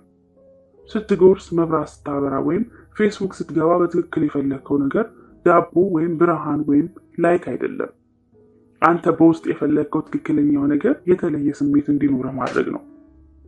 አሁን ያለንበት ሁኔታ አጥብቀን መያዝ እንዳለብን ወይም ለውጥ ማምጣት እንደሚሻለን የሚነግረን ስሜቶቻችን ናቸው። የተሻለውን እርምጃ እንድንወስድም ይረዱናል። ኒውሮሎጂስቶች ተመራምረው እንደደረሱበት ስሜቶቻችን ሙሉ በሙሉ ከተጎዱ ውሳኔ የመወሰን አቅማችንን እናጣለን። ስሜቶቻችን ከተጎዱ ምን መፈለግ፣ ምን ማስወገድ እንዳለብን ምንም ምልክት አይኖረንም። የኒውሮ ሳይንቲስቱ አንቶኒዮ ዳማሲኖ እንዳለው ነገሮችን መጥፎ፣ ጥሩ ወይም መካከለኛ ብለን እንድንፈርጅ የሚያደርጉን ስሜቶቻችን ናቸው። ሲጠቃለል የሚሰሙ የመቋመጥ ስሜቶችና የምታደርጋቸው ልማዶች መሰረታዊ ፍላጎቶችን ወይም አንደርላይንግ ሞቲቭስን ለማሳካት የምታደርጋቸው ሙከራዎች ናቸው። አንድ ልማድ ይህን ፍላጎትን በተገቢ ሁኔታ ካረካልን ደግመህ እንድታደርገው የሚያደርግህን መቋመጥ ትፈጥራለህ። ልማዶችን ከአዎንታዊ ስሜቶች ጋር ስናስተሳስራቸው ደግሞ በጣም ማራኪ ይሆናሉ። ይህንን እውነታ ደግሞ በሚጎዳን መልኩ ሳይሆን ሊጠቅመን በሚችልበት መልኩ ማዋል እንችላለን። ከባባድ ልማዶችን እንዲደሰትባቸው ለማድረግ በሚሆን መልኩ አእምሮን መቅረጽ። ከአዎንታዊ ተሞክሮች ጋር ማያያዝ ከቻልን ከባባድ ልምዶቻችንንም ሳቢ ማድረግ ከባድ አይደለም። አንዳንድ ጊዜ እንዲያውም ጥቂት የአስተሳሰብ ለውጥ ማድረግ ብቻ በቂ ሊሆን ይችላል። ለምሳሌ በቀን ውስጥ ማድረግ ስላሉብን ነገሮች እናወራለን። በጠዋት መነሳት አለብኝ፣ ልጆችን ትምህርት ቤት ማድረስ አለብኝ፣ እራት መስራት አለብኝ እንላለን። ማድረግ አለብኝ የሚለው አድርጋለሁ በሚል ቃል ቀይረን ብንጠቀም ብለህ አስብ። በጠዋት እነሳለሁ፣ ልጆችን ትምህርት ቤት አደርሳለሁ፣ እራት እሰራለሁ። አንዲትን ቃል በመቀየር አንድን ነገር የምናይበትን አተያይ መቀየር እንችላለን። በዚህኛው ምሳሌ እነዚህ የየዕለት ተግባራት እንደ ጫና ከማየት ይልቅ እንደ መደበኛ ዕድል ለማየት ችለናል። ቁልፉ ነጥብ ሁለቱም የእውነታው ገጽታዎች እውነት መሆናቸው ነው። እነዚህን ነገሮች የማድረግ ግዴታ አለብን። በዚያው ልክ ደግሞ እነዚህን ነገሮች የማድረግ እድሉም አለ። ለመረጥከው ለየትኛውም አተያይ ደጋፊ የሆኑ አሳማኝ ማስረጃዎችን ማሰባሰብ ትችላለህ። ዊልቸር ስለሚጠቀም አንድ ሰው የሰማሁትን ታሪክ ላካፍልህ። ይህ ሰው ዊልቸር ላይ መታሰር ምን ያህል ከባድ እንደሆነ ሲጠየቅ እንዲህ ብሎ ነበር የመለሰው። እኔ በዊልቸር ያልታሰርኩም፣ በሱ ነፃ ወጣሁ እንጂ። ዊልቸር ባይኖርልኝ ኖሮ መንቀሳቀስ ስለማልችል ቤቴ ውስጥ ታስሬ ይኖር ነበር። ይህ አተያዩ በየቀኑ የሚኖርበትን ህይወት ሁሉ የሚቀይር ነው። ልማዶችን ከጉዳታቸው ይልቅ ጥቅማቸውን በሚያጎላ መልኩ የሚረዳቸው አተያይ መያዝ አእምሮን እንደገና በመስራት ልማድን የበለጠ ሳቢ ማድረግ ፍቱን ስልት ነው። ምሳሌዎችን እንመልከት። እንቅስቃሴ። ብዙ ሰዎች የአካል ብቃት እንቅስቃሴ ኃይል እንደሚያሟጥጥና እንደሚያደክም ከባድ ስራ ነው የሚያዩት። ከዚያ ይልቅ ግን ክህሎቶችን እንደ ማዳበሪያና እንደ ማደጊያ ተግባር ማየት ይቻል ነበር። ስለዚህ በጠዋት ተነስቼ መሮጥ አለብኝ ከማለት ይልቅ ጥንካሬና ቅልጥፍናዬን የማዳብርበት ሰዓት ነው ብለህ ለራስህ ንገረው። ሁለተኛ፣ ፋይናንስ። ብዙዎች ገንዘብ መቆጠብን ዋጋ እንደመክፈል ያዩታል። አንድን እውነት በማወቅ ብቻ ግን ቁጠባ ነፃነት እንጂ ገደብ እንዳልሆነ መረዳት ትችላለህ። እውነታው ዛሬ መቆጠብ ነገን በነፃነት ለመኖር የሚያስችል መሆኑ ነው። በዚህ ወር የቆጠብከው ገንዘብ የቀጣይ ወር የመግዛት አቅምህን ከፍ ያደርግልሃል። ሶስተኛ፣ ሜዲቴሽን። ሜዲቴሽንን ለ3 ሴኮንዶች እንኳን የሞከረ ሰው የረብሻ ድምፅ ሲያቋርጥ ምን ያህል እንደሚያበሳጭ ያውቋል። ይህንን የረብሻ ድምፅ ግን እንደ ጥቅም ለማየት ይችላል። ምክንያቱም ባቋረጡ ቁጥር ወደ ትንፋሽ የመመለስን ልምምድ ያለማምዳል። የሚረብሽ ድምፅ ሜዲቴሽንን እንደገና እንድትሰራ ስለሚያደርግህ ጥሩ ነገር ነው፣ ወዘተ። እነዚህ ትናንሽ የአስተሳሰብ ለውጦች ተአምር መስራት የሚችሉ ባይሆኑ ከአንድ ሁኔታ ወይም ልማድ ጋር ያለን ስሜት በማስተሳሰር ለመቀየር እንድትችል ግን ይረዱሃል። አንድ እርምጃ ወደፊት ልትወስደው ከፈለክ ደግሞ የተነሳሽነት ልማዳዊ ተግባር ወይም ሞቲቬሽን ሪቹዋል ማድረግ ትችላለህ። አንድን ልማድ ከአንድ ከምትወደው ነገር ጋር ማያያዝን መለማመድ። ከዚያም የተነሳሽነት ልማድን በፈለገ ቁጥር ደግሞ ያንን ፍንጭ መጠቀም። ለምሳሌ ወሲብ ከማድረግ በፊት ሁልጊዜ አንድ አይነት ሙዚቃ የምትሰማ ከሆነ ይህንን ሙዚቃ ከወሲብ ጋር ማያያዝ ትጀምራለህ። ከዚያ በኋላ ወደዚያ ስሜት መግባት ስትፈልግ ሙዚቃውን መስማት በቂ ይሆናል። ይህንን ስልት አትሌቶችም ለስራቸው ይጠቀሙታል። የተሻለ ውጤት የማምጣትና የአሸናፊነት አእምሮ ውስጥ ለመግባት ቤዝቦል በምትጫወትበት ጊዜ ከእያንዳንዱ ጨዋታ በፊት የማፍታታትና የመወርወር ልማድ ነበረኝ። ይህንን ማድረግ 10 ደቂቃ ገደማ ቢፈጅብኝ ነው። ሁልጊዜም የማደርገው ደግሞ ተመሳሳይ በሆነ ሁኔታ ነው። ይህንን ማድረግ አካሌን ለጨዋታው ያሟሙቅልኛል። ከዚያ የሚበልጠው ግን ትክክለኛው የአእምሮ ሁኔታ ላይ የሚያስቀምጠኝ መሆኑ ነው። በሂደት ይህንን ከጨዋታ በፊት የማደርገው ነገር ትኩረት ከማድረግና ከተወዳዳሪነት መንፈስ ጋር ማያያዝ ጀመርኩ። እናም በበቂ ሁኔታ ተነሳሽነት በሌለኝ ጊዜ እንኳን ይህንን የቅድመ ጨዋታ እንቅስቃሴ ሳደርግ ወደ መጫወት ሙድ ውስጥ እገባለሁ። ይህንን ስልት ለሁሉም ዓላማ ልታውለው ትችላለህ። በጠቅላላው ደስተኛ መሆን እንደምትችል ተናገር። እውነተኛ ደስታ የሚሰጥህን የሆነ ነገር ፈልግ። ከዚያ ይህንን የምትወደውን ነገር ከማድረግ በፊት የምታደርገው ከሆነ ድግግሞሽ ፍጠር። ከዚያ ሁለቱን ደጋግማቸው። ከዚያ በኋላ ሁለቱ ነገሮች የተያያዙ ይሆናሉ። ከዚያ በኋላ ይህ ከምትወደው ስራ ጋር አያይዘህ ልማድ ያደረግከው ድግግሞሽ ደስተኛ የመሆን ምልክት ይሆንልሃል። ይህንን አንዳንድ ጊዜ ልማድ ካደረግከው ደግሞ ከዚያ በኋላ በሌሎች ደስታ በራክ ጊዜያት ልትጠቀሙ የምትችለው ምልክት ይሆንልሃል። ምክንያቱም አንድ ጊዜ ከደስተኝነት ጋር የተያዘ ልማድ ነውና። ማጠቃለያ፣ የሁለተኛው የባህሪ ለውጥ ህግ ተገላቢጦሽ የማይስብ ማድረግ ነው። ሁሉም ባህሪ ከላይ የሚታይ መቋመጥና ከዚያ ጀርባ ያለ ጥልቅ ፍላጎት ነው። ልማዶችህ ለጥንታዊ ፍላጎቱ ያሉ ዘመናዊ መፍትሄዎች ናቸው። የልማዶች ምክንያቶች ከሱ ቀድሞ የሚመጡ ግምቶች ናቸው። እነዚህ ግምቶች ደግሞ ወደ ስሜት ያመሩሃል። መጥፎ ልማድን ለማስወገድ ልማዶችን የማስወገድን ጥቅም ደጋግማ አስበው ተናገረው። ልማዶችን ከአዎንታዊ ስሜት ጋር በምናስተሳስራቸው ጊዜ ሳቢ ይሆኑልናል። በተቃራኒው ደግሞ ከአሉታዊ ስሜቶች ጋር የምናያይዛቸው ልማዶች የማይስቡ ይሆናሉ። ጥሩ ልማዶችን እንዴት እንፍጠር? አንደኛው ህግ ግልጽ አድርገው። አንደኛ የልማድ መመዝገቢያ ሙላ። ነባር ልማዶችን በመመዝገብ ስለነሱ ግንዛቤ ይኖራል። ሁለተኛ የትግበራ ፍላጎትን ተጠቀም። ቀመሩም ይህ ነው። ይህንን ባህሪ በዚህ ሰዓት እዚህ ቦታ አደርጋለሁ። ሶስተኛ ልማዶችን ማቆራኘትን ተጠቀም። ልማዶችን ማቆራኘት ቀመር ደግሞ ይህ ነው። ይህንን ነባር ልምድ ካደረግኩ በኋላ ይህን አዲስ ልምድ አድርጋለሁ። አራተኛ አካባቢን ዲዛይን አድርግ። የጥሩ ልማድን ፍንጮች የሚታዩና ግልጽ አድርግ። ሁለተኛው ህግ ሳቢ አድርገው። ጉጉትን ማስተሳሰርን ተጠቀም። ማድረግ ያለብን ነገር ማድረግ ከምትወደው ነገር ጋር አስተሳስረው። ሁለተኛ የምትፈልገውን ባህሪ መደበኛ የሆነበትን ባህል ተቀላቀል። ሶስተኛ የተነሳሽነት ልምድን ሪቹዋል ፍጠር። ልታደርገው ካልከው ከባድ ነገር በፊት የምትወደውን አድርግ። ሶስተኛው ህግ ቀላል አድርገው። አራተኛው ህግ አርኪ አድርገው። መጥፎ ልማዶችን እንዴት እናስወግድ? የአንደኛው ህግ ተገላቢጦሽ የማይታይ አድርገው። ተጋላጭነትን ቀንስ። የመጥፎ ልማዶችን ፍንጭ ከአካባቢ ያስወግድ። የሁለተኛው ህግ ተገላቢጦሽ የማይስብ አድርገው። አስተሳሰብህን ቀይር። መጥፎ ልማዶችን ማስወገድ ጥቅሞችን ደጋግመህ በማሰብ አጉላቸው። የሶስተኛው ህግ ተገላቢጦሽ ከባድ አድርገው። የአራተኛው ህግ የማያረካ አድርገው። ሶስተኛው ህግ ቀላል ማድረግ። 11 በዝግታ ተጓዝ፣ ወደ ኋላ ግን እንዳትመለስ። በፍሎሪዳ ዩኒቨርሲቲ መምህር የሆነው ፕሮፌሰር ጄሪ ዩልስማን ለማስተማር ክፍል ውስጥ በገባበት የመጀመሪያ ቀኑ የፊልም ፎቶግራፊ ተማሪዎቹን በሁለት ቡድን ከፈላቸው። በግራ በኩል ያለው ቡድን አባላት የብዛት ቡድን ወይም ኳንቲቲ ግሩፕ እንደሚባልና የቡድኑ አባላት ተማሪዎች ውጤት የሚሰጣቸውን በሚሰሩት ስራ መጠን እንደሆነ ነገራቸው። በትምህርቱ የመጨረሻ ቀን ተማሪዎቹ ያመጧቸውን ፎቶዎች እንደሚቆርጥና 100 ፎቶዎችን ያመጡ ተማሪዎችን ኤ፣ 90 ፎቶዎችን ያመጡ ተማሪዎችን ቢ፣ 80 ፎቶዎችን ደግሞ ያመጡ ተማሪዎች ሲ ወዘተ እያለ ውጤት እንደሚሰጣቸው ነገራቸው። በቀኝ በኩል ባለው ቡድን ውስጥ የተካተቱ ተማሪዎች ደግሞ ጥራት ቡድን ወይም ኳሊቲ ግሩፕ እንደሚባሉ ውጤት የሚሰጣቸው በሰሯቸው ስራዎች ጥራት መሰረት እንደሆነ አስረዳቸው። በሴሚስተር ውስጥ ማምጣት የሚጠበቅባቸው ፎቶ አንድ ብቻ ነው። ኤ ለማግኘት ግን ያመጡት ፎቶ ወደ ፍጹምነት የተጠጋ ጥራት ያለው መሆን አለበት። ሴሚስተሩ ሲያልቅ ፕሮፌሰሩ ያየውን ነገር ማመን አልቻለም። ሁሉም ጥራት ያላቸው ፎቶዎች የመጡት በብዛት ቡድን አባላት ተማሪዎች ነበር። እነዚህ ተማሪዎች በሴሚስተሩ በሙሉ የተለያዩ ፎቶ የማንሳት ክህሎቶችን እየሞከሩ በርካታ ፎቶዎች እያነሱ ከስህተታቸው ለመማር እየጣሩ ነበር። እናም 100 ፎቶዎችን በማሰባሰብ ሂደት ውስጥ ክህሎቶቻቸውን አዳበሩ። የጥራት ቡድን አባላቱ ግን ቁጭ ብለው ስለ ፍጹምነት እያሰላሰሉና እየተጨነቁ ነበር ያሳለፉት። በስተመጨረሻ በተግባር ካልተረጋገጡ ቲዎሪዎችና ከመካከለኛ ፎቶዎች አልፎ አልተገኙም ነበር። ለአንድ ለውጥ የተሻለውን መንገድ በመፈለግ ውስጥ እየተጨነቁ ጊዜ መፍጀት ቀላል ነው።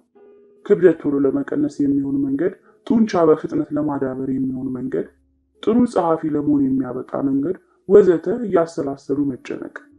በተግባር ያልቀመስነውን የተሻለ ስልት ማብሰልሰል ይቀናናል። ቮልቴር እንዳለው ምርጡ ነገር የጥሩ ነገር ጠላት ነው። እኔ ይህንን ነገር እንቅስቃሴ ወይም ሞሽን ውስጥና በተግባር ወይም አክሽን ውስጥ የመሆን ልዩነት እለዋለሁ። እነዚህ ሁለት ሀሳቦች ተመሳሳይ ይመስላሉ፣ ነገር ግን አይደሉም። እንቅስቃሴ ውስጥ ስትሆን ገና እያቀድክ ስልቶች እየነደፍክና እየተማርክ ነው። ተግባር ግን ውጤት የሚያመጣ የባህሪ አይነት ነው። መጽሐፍ ለምፈልገው አርቲክል 20 ሀሳቦችን ባደራጅ ይህ እንቅስቃሴ ወይም ሞሽን ነው። ቁጭ ብዬ አርቲክሉን ስጽፍ ግን ተግባር ይሆናል። የተሻለ የአመጋገብ ስልትን ከብዙ መረጃዎች አጥንቼ ባጠናክር ይህ እንቅስቃሴ ነው። በዚህ ዕቅድ መሰረት መመገብ ስጀምር ደግሞ ተግባር ይባላል። አንዳንድ ጊዜ እንቅስቃሴ ጠቃሚ ነው። እንቅስቃሴ በራሱ ግን ምንም ውጤት አያመጣም። ምን ያህል ጊዜም የግል አሰልጣኝህን እየሄድክ ብታናግር ይህ እንቅስቃሴ የሰውነት ቅርጽህን አያስተካክለውም። የምትፈልገውን ውጤት የሚያመጣልህ ተግባር ብቻ ነው። እንቅስቃሴ ውጤት የማያመጣ ከሆነ ለምን እናደርገዋለን? አንዳንድ ጊዜ እቅድ ለማውጣት ወይም ለመማር ስለምንፈልግ በእንቅስቃሴ ውስጥ እናልፋለን። ከዚህ በበለጠ ሁኔታ ብዙውን ጊዜ እንቅስቃሴ የምናደርገው ግን የመውደቅን አደጋ ሳንወስድ ለውጥ እያመጣ እንዲመስለን ስለሚያደርገን ነው። ብዙዎቻችን ትችትን በማስወገድ የተካንን ነን። መውደቅ ወይም በህዝብ መተቸት ጥሩ ስሜት የለውም። ስለዚህ ይህ ሊሆን የሚችልባቸውን እድሎች ማስወገድ እንመርጣለን። ወደ ተግባር ከመሄድ ይልቅ እንቅስቃሴ ውስጥ የምንቆየውም ለዚሁ ነው፣ ውድቀትን ለማዘግየት። በእንቅስቃሴ ውስጥ ሆኖ ለውጥ እያመጡ እንደሆነ ራስን ማሳመን ቀላል ነው። ደንበኛ ሊሆኑን ከሚችሉ 3 ሰዎች ጋር ተነጋግሬያለሁ። ይህም ጥሩ ነው። በትክክለኛው አቅጣጫ እየተጓዝኩ ነው። ወይም መጽሐፍ ስለምፈልገው መጽሐፍ አንዳንድ ሀሳቦችን አሰራስያለሁ። ጥሩ እየሄድኩ ነው አይነት አባባሎችን የምንልባቸው ጊዜያት ብዙ ናቸው። እንቅስቃሴ ነገሮችን እየሰራ እንደሆነ እንዲሰማ ያደርግሃል። በእውነታው ግን እንቅስቃሴ ውስጥ እስካለ ድረስ ለመስራት እየተዘጋጀ ብቻ ነው። ስለዚህ ዝግጅት ዛሬ ነገ ማለት ወደ መሆን ተቀይሮብህ ከሆነ የሆነ ነገር ማድረግ አለብህ። ሁልጊዜ እያቀድክ መኖር የለብህም። ወደ ተግባር መሄድም ያስፈልግሃል።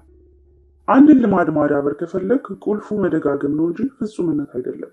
የአዲሱን ልማድን እያንዳንዱን ዝርዝር ሁኔታ መሳል አይጠበቅብህም። የሚጠበቅብህ መሞከርና መተግበር ነው። ይህ የሶስተኛው የባህሪ ለውጥ ህግ የመጀመሪያ ትምህርት ነው። ጅማሮህን ማግኘት አለብህ። አዲስ ልማድ ማዳበር ምን ያህል ጊዜ ይወስዳል? የልማድ ግንባታ ባህሪ በድግግሞሽ የተነሳ የበለጠ አውቶማቲክ የሚሆንበት ሂደት ነው። አንድን ነገር የበለጠ በደጋገምከው ቁጥር አእምሮ በዚህ ተግባር ዙሪያ ያለውን ብቃት ከፍ በሚያደርግ መልኩ አወቃቀሩን ይቀይራል። ኒውሮሳይንቲስቶች ይህንን ነገር የረዥም ጊዜ የነርቭ አቅም መጨመር ወይም ሎንግ ተርም ፖቴንሽን ይሉታል። ይህም አእምሯችን የቅርብ ጊዜ ተግባራትን ተመርኩዞ የሚጨምር የነርቮች ትስስሮች ነው። በእያንዳንዷ ድግግሞሽ መጠን የህዋስ ለህዋስ መልእክት ወይም ትብብሎሾች ይጨምርና የነርቭ ትስስሮቻችን ይጠብቃሉ።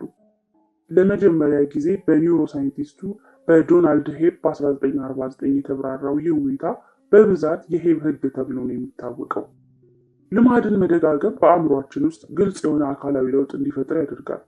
ለምሳሌ ሙዚቀኞች ቫዮሊንን እና ጊታርን ለመጫወት እንደሚያስፈልጉት ላሉ እንቅስቃሴዎች ወሳኝ የሆነውና ሴሌብረም የሚባለው የአእምሯችን ክፍል ሙዚቀኛ ካልሆኑ ሰዎች በተለየ መልኩ ሰፋ ያለ ነው። የሂሳብ ሰዎች ደግሞ ፓሪታል ላቡሌ በሚባለው የአእምሯቸው ክፍል የውስጠኛው ገጽ ላይ እጢ የሚመስል ግራጫ ነገር ይኖራቸዋል። ይህም ለስሌትና ለማውጣት ማውረድ የሚጠቅም ክፍል ነው። የዛች ግራጫ ነገር መጠን የሚወሰነው ደግሞ ሰውየው በዘርፉ በሚያጠፋው የጊዜ መጠን ነው። ረዥም ጊዜ በሂሳባዊ ስሌት ላይ እድሜውን ያሳለፈ ሰው የሚኖረው ይህ ምልክት ትልቅ ይሆናል። ሳይንቲስቶች በለንደን ውስጥ ያሉ የታክሲ ሹፌሮችን አእምሮ ሲያጠኑት ያገኙት ደግሞ በጠፈርተኝነት ውስጥ ከፍተኛ ስራ ያለው ሂፖኮምፖስ የተባለው የአእምሮ ክፍል ታክሲ ከማይነዱ ሰዎች የበለጠ ሰፊ እንደሆነ ነው።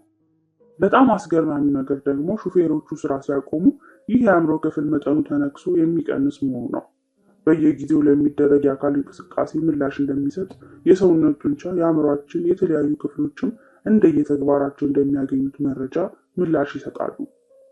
በእርግጥ ልማድን በመፍጠር ውስጥ መደጋገም ያለው ጠቀሜታ የታወቀው ኒውሮሳይንቲስቶች እንደነዚህ አይነት ነገሮችን ማጥናት ከመጀመራቸው በፊት ነው። እንግሊዛዊ ፈላስፋ ጆርጅ ኤች ሌዊስ እንዲህ ብሎ ነበር። አዲስ ቋንቋ መማር፣ አዲስ የሙዚቃ መሳሪያ መጫወት ወይም አንድን ያልተለመደ እንቅስቃሴ ማድረግ ከባድ የመሆን ስሜት አለው። ምክንያቱም እንደዚህ አይነት አዳዲስ ስሜቶች የሚያልፉባቸው መንገዶች በሚገባ አልተዘጋጁም። ተደጋጋሚነት ባለው መልኩ ሲሞከር ግን ድግግሞሹ መንገድ ይከፍታል። ከባድነቱ እየጠፋ ተግባሩ ደግሞ አእምሮ ሌላ ስራ በያዘበት ወቅት እንኳን የሚተገብረው አውቶማቲክ እየሆነ ይሄዳል። እናም በዚህ ጉዳይ ላይ የጋራ ስሜትና ሳይንስ ይስማማሉ። ድግግሞሽ የለውጥ አይነት ወይም ፎርም ነው። አንድን ተግባር በደጋገምክ ጊዜ ሁሉ ከዚያ ተግባር ጋር የተያዘውን የነርቭ ትስስሮች እየለኮስክ ነው። ስለሆነም ድግግሞሽ አንድን ልማድ በማተም ውስጥ አስፈላጊ ከሆኑት ሂደቶች መካከል አንዱ ነው። ለዚህም ነው ስለ ምርጥ ፎቶ ጽንሰ ሀሳብ ሲያውጠነጥኑ ከቆዩት ተማሪዎች በላይ ብዙ ፎቶዎችን ሲያነሱ የነበሩት ተማሪዎች ብዙ ጥሩ ፎቶዎችን ማምጣት የቻሉት። የመጀመሪያው ቡድን እንቅስቃሴዎች ውስጥ ሁለተኛው ቡድን ግን ተግባር ውስጥ ነበሩ። ሁሉም ልማዶች የሚያልፉት በተመሳሳይ መንገድ ነው። በጥረት ከመተግበር አውቶማቲክ ባህሪ እስከ መፍጠር የሚደርስ ተመሳሳይ መንገድ ያልፋሉ። ይህም አውቶማቲክ የመሆን ሂደት ይባላል። አውቶማቲክ የመሆን ሂደት ማለት እያንዳንዷን ሂደት ማሰብ ሳያስፈልግ አንድን ባህሪ የመተግበር ችሎታ ነው። ይህ የሚሆነው ደግሞ ጉዳዩን ንቁ ያልሆነ አእምሮ ሲቆጣጠረው ነው። የልማድ መስመር በመጀመሪያ ወይም ልማድ ከፍተኛ የትግበራ ጥረትንና ተመስጦን ይጠይቃል። ከጥቂት ድግግሞሾች በኋላ ወይም ቀለል ቢልም አሁንም ግን መጠነኛ ጥረት ይፈልጋል። በበቂ ድግግሞች ውስጥ ካለፍንበት በኋላ ሐመሮሃ ግን ልማዱን አውቶማቲክ ይሆናል። ከዚህ ነጥብ ወይም የልማድ መስመር በኋላ ባህሪው ያለማሰብ መደረግ ይጀምራል። አዲስ ልማድ ተፈጠረ ማለት ነው። ከታች ባለው ግራፍ ደግሞ በየቀኑ የ10 ደቂቃ የእግር ጉዞ የማድረግን ልማድ የአውቶማቲክነት ሂደት ምን እንደሚመስል ሳይንቲስቶች የደረሱበትን በምስል እናያለን። በቻርቱ ላይ ያሉትን ቅርጻ ቅርጾች ሳይንቲስቶቹ የመማር መታጠፊያዎች ይሏቸዋል። እነዚህም ስለ ባህሪ ለውጥ አንድ ጠቃሚ መረጃ ይሰጡናል። ይኸውም ልማድ የሚፈጠረው በድግግሞች ብዛት እንጂ በጊዜ ብዛት አለመሆኑን ነው። በቀን 10 ደቂቃ የእግር ጉዞ ማድረግ።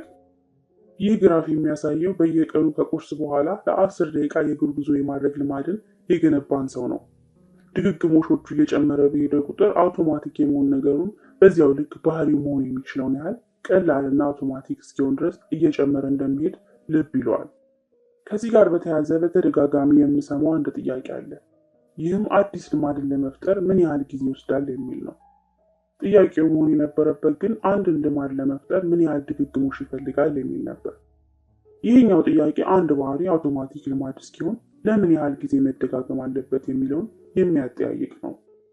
ልማድ ከመፍጠር ጋር በተያያዘ በሂደት ውስጥ ስለሚያልፈው ጊዜ ተአምር የሆነ ነገር የለም። 21 ቀናት፣ 30 ቀናት ወይም 300 ቀናት መሆኑ ትርጉም የለውም። ዋናው ወሳኝነት ያለው ነገር ያንን ባህሪ የምትደጋግምበት የድግግሞሾቹ ብዛት ነው። የሆነን ነገር በ30 ቀናት ውስጥ 2 ጊዜ ብቻ ልታደርግ ትችላለህ። በወር ውስጥ 200 ጊዜም ልታደርገው ትችላለህ። እናም ለውጥ የሚፈጥረው የድግግሞሹ መጠን ነው። አሁን ያሉ ልማዶች የተገነቡት በመቶዎች ምናልባትም በሺዎች የሚቆጠሩ ድግግሞሾች ነው። አዲስ ልማድም ተመሳሳይ ድግግሞሽ ይፈልጋል።